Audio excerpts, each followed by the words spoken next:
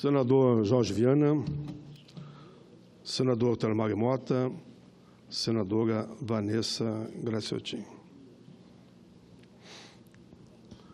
Nós alertávamos o país que essa crise política, econômica e social não iria ser resolvida simplesmente, mas muito grave, com o afastamento de uma presidenta legitimamente eleita. Aqueles que perderam as eleições articularam, e o termo usado para quem está em casa nesse momento é uma tal de pedalada, que nem ele sabe bem explicar o que é, e afastaram a presidenta. Tiraram aquela que teve 54 milhões de votos. Daí para frente, começaram uma escalada. Eu tive uma audiência pública hoje pela manhã, que foi sobre segurança. A violência que foi a tal de emenda 95, que congela todos os investimentos no país. Olha, como é que um país que quer crescer congela investimento em saúde, em educação, em segurança, em habitação, e vai tirando todos os programas sociais, ou a ampla maioria, vai sendo retirado, só porque era fruto de um governo anterior e que deu certo, e que eles chegaram lá pela porta dos fundos de forma ilegítima. Em seguida, vieram com a reforma trabalhista, que tirou todos os direitos assegurados praticamente da Lei Áurea para cá. Nem vou usar mais o termo da era Getúlio. Tudo que foi sendo conquistado pelo povo brasileiro, o trabalhador do campo, da cidade, da área pública, da área privada, foram retirados num canetaço. Que encaminharam a proposta para a Câmara, o Senado vota sem ler. Eu fui relator numa comissão e li durante 5 horas. Resultado está aí. A crise no mundo do trabalho, os próprios empregadores não sabem nem o que fazer, virou uma lambança, ninguém sabe o que pode ou não pode. Aí eles se comprometeram em baixar uma medida provisória, não é nem medida provisória, se comprometeram em vetar uma série de artigos. Não vetaram artigo nenhum. Baixaram uma medida provisória, e a senadora Vanessa, Vossa Excelência ia para a tribuna e cobrava, ué, que dele é medida provisória. Baixaram um dia uma medida provisória para inglês ver, que não altera praticamente nada.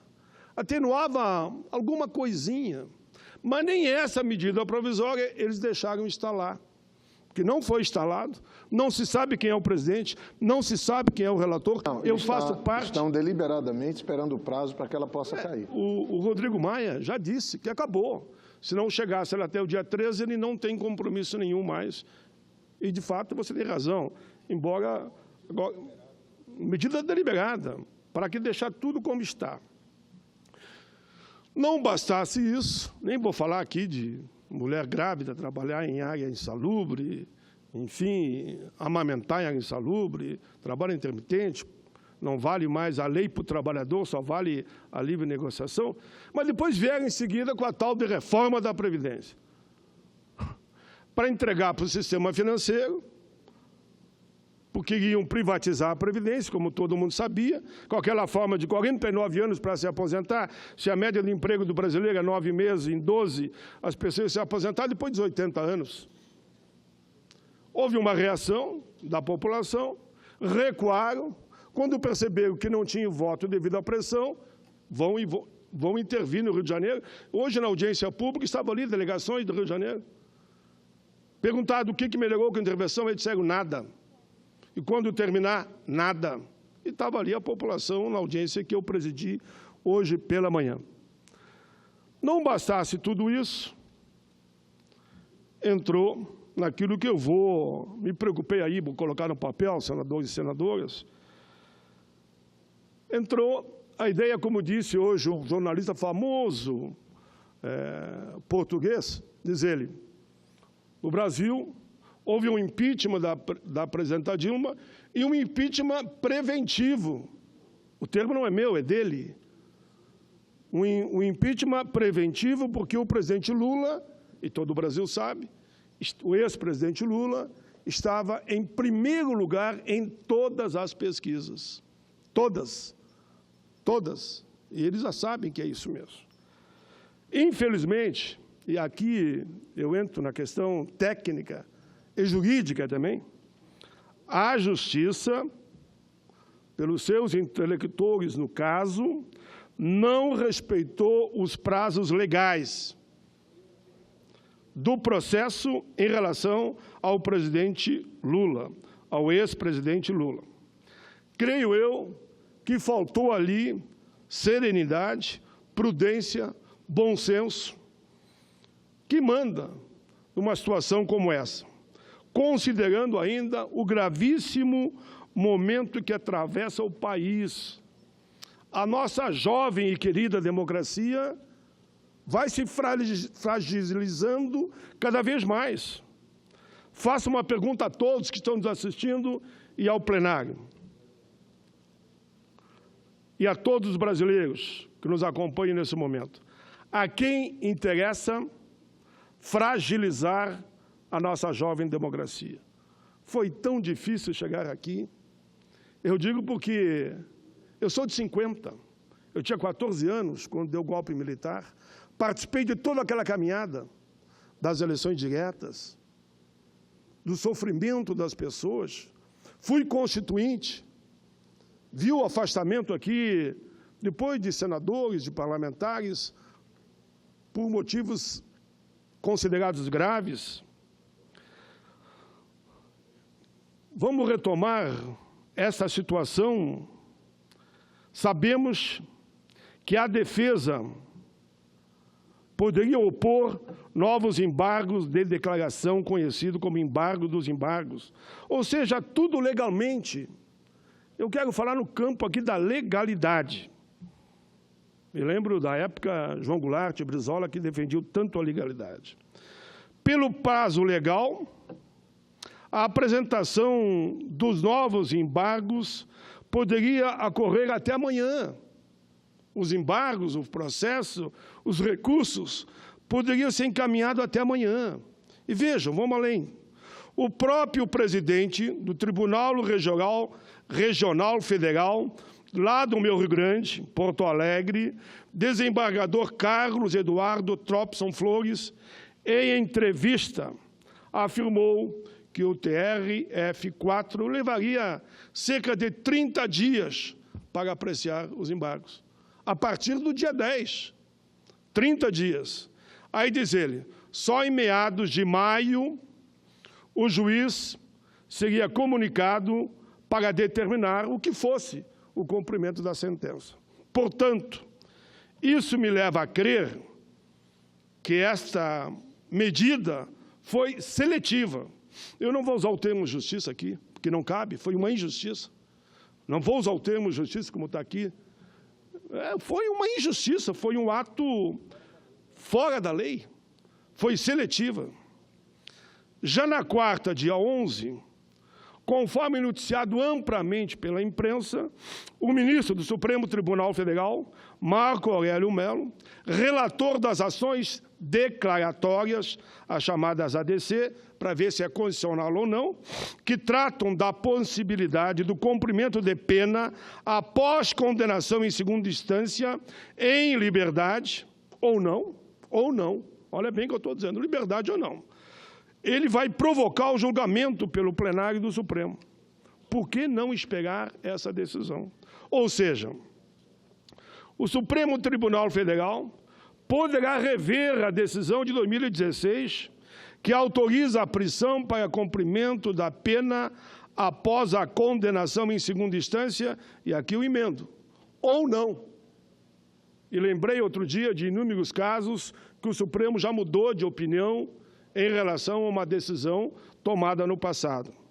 Senhor presidente, senador Jorge Viana, eu quero aqui, mais uma vez, falar que eu alertei, e não só eu, nós todos alertamos, em 2016, durante o chamado impeachment da então presidenta Dilma, que o país só sairia dessa crise com eleições gerais.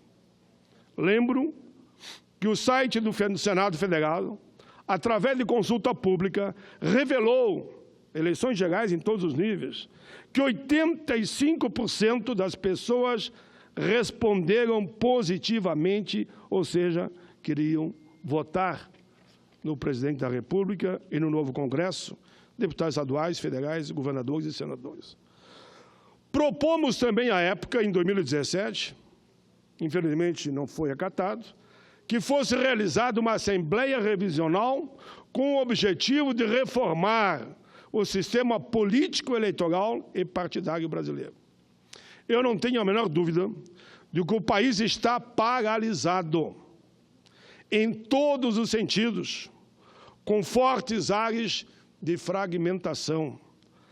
A justiça sendo seletiva, decisões parciais, a democracia sendo atacada e uma economia que se retrai cada vez mais e coloca milhões de pessoas à margem da sociedade pelo desemprego. E agora o Brasil voltou a entrar na estrada, na chamada linha da miséria absoluta, ou seja, da fome e da pobreza. Cada um deve compreender seu papel e seus deveres dentro da democracia. Como cidadão e homem público, as instituições dos poderes constituídos não podem pender para um lado e nem para o outro. Se cumpra os processos legais. Eu diria que, em ocorrendo isto, é um claro atentado ao Estado Democrático de Direito. Quando a injustiça prospera no lugar da justiça. E para que a justiça prevaleça, é necessário agir de forma racional, equilibrada, de forma harmônica. O contrário é cair na vala comum da ilegalidade. Democracia não pode ser confundida com lado ideológico, partidário ou de grupos da sociedade, principalmente, eu tomo a liberdade de dizer, dirigidos pelo mercado. A democracia, é um bem das sociedades livres, com poderes constituídos e independentes. Uma justiça seletiva e governo sem legitimidade nas urnas são os primeiros passos para colocar, repito, a nossa jovem democracia no mundo das sombras, no mundo das trevas. Pergunto novamente a todos, a quem interessa tudo isso? Com certeza, a democracia não. Querem acabar com a nossa Constituição? É o que me parece, que não estão respeitando. Senhor presidente, com a democracia, tudo. Sem a democracia, nada. Eu espero, sinceramente, presidente, que na próxima quarta-feira, esses últimos 5 minutos, o Supremo Tribunal Federal julgue que as duas ADIM, que a que eu me referi, que vai tratar se pode ou não responder em liberdade, como manda o conceito maior da Constituição, mas o Supremo é para isso. O Supremo é que dá a palavra final, que ele vote essa matéria, porque, senador Jorge Ana, permita que eu diga isso. Logo que começaram essa história de que vão prender o Lula de qualquer jeito, eu disse, olha, e não fui bem entendido. Se vocês fizerem isso, eu participei da campanha da libertação de Nelson Mandela. Não estou fazendo comparação, eu sei que nem o Lula gosta disso, sendo bem claro a todos. Ele não gosta de comparação, como estão fazendo. Mas eu participei da campanha da libertação de Nelson Mandela, saí daqui do Brasil com uma comissão de 6 senadores, levei uma carta lá em Joanesburgo, exigindo a libertação de Mandela, nos recebeu a Winnie Mandela, que já faleceu recentemente, e foram criados comitês pela liberdade de Mandela em todo o mundo. Olha, eu sei que alguns que estão me assistindo podem não concordar, mas já começaram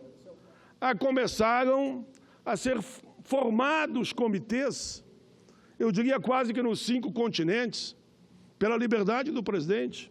do ex-presidente Lula, pelo processo da forma que foi encaminhado. Aqui no Brasil não será diferente. Eu, como amo a liberdade, a justiça, a igualdade, vou na mesma linha desses comitês. Sem o processo legal, nós estamos no campo da ilegalidade, da injustiça, porque esse é o procedimento que a própria Constituição que eu ajudei a escrever cravou lá. Todos nós assistimos o que foi esse fim de semana e a preocupação do conjunto da população, não só do Brasil, mas de outros países, todos muito preocupados com o que está acontecendo no Brasil. Senhor presidente, eu espero que, como eu disse, o espírito de estadista, o instinto do bom senso, do bem comum, prevaleça e que essa decisão final do Supremo Tribunal Federal esteja como norte o cumprimento da Constituição e a palavra liberdade, liberdade, liberdade seja assegurada. Lula livre. A palavra liberdade já diz isso, né? Porque Lula livre mediante o respeito, aquela que todo mundo chama que é a condição cidadã, mas numa hora dessa não vale. Eu tenho orgulho de dizer para aqueles que cometem a bobagem de dizer que o PT não assinou. Eu estava lá, houve o debate interno, houve, mas ganhamos por ampla maioria. Eu tenho no meu gabinete uma foto com meu filho, Jean Paim, no momento que eu estou assinando a Constituição. Enfim, com a democracia, tudo. Sem a democracia, nada. Termino, senhor presidente, dizendo, minha alma, meu coração, minha vida, só tem sentido no Estado Democrático de Direito. Fora disso, perde a razão, todos nós, se a democracia for maculada. Obrigado, presidente. Senador Paim, se Vossa Excelência... Eu não queria interrompê-lo durante a fala de Vossa Excelência, que Vossa Excelência fez um belo pronunciamento. Eu apenas corroboro com suas palavras finais. Não há saída para a população brasileira que não seja dentro da democracia e do Estado de Direito. Lamentavelmente, o que nós estamos vindo é uma escalada rumo a um processo violento cada vez maior, senador Paim. O que nós estamos vendo, exatamente, o que nós estamos vendo é uma escalada de intolerância. E eu aqui acho que está sendo tão grave o que está acontecendo nesse país, que acaba que ambos os lados acabam se excedendo em determinados momentos. O senador Requião, que acaba de chegar no plenário, me dizia aqui que o seu filho, deputado estadual, estava ontem na frente da Polícia Federal, ontem não, à noite de anteontem, quando da chegada do presidente Lula. E sem ter nem para quê, de nada, a polícia começou a atirar naqueles que estavam lá para levar solidariedade ao presidente Lula. Pessoas que saíram feridas do hospital para o hospital. Então, é muito grave, senador Paim. Vossa Excelência tem razão. Eu não sei, senador Jorge Viana, eu não sei se a hora em que esse parlamento se levantar para tomar uma atitude séria, necessária, se já não será tarde demais.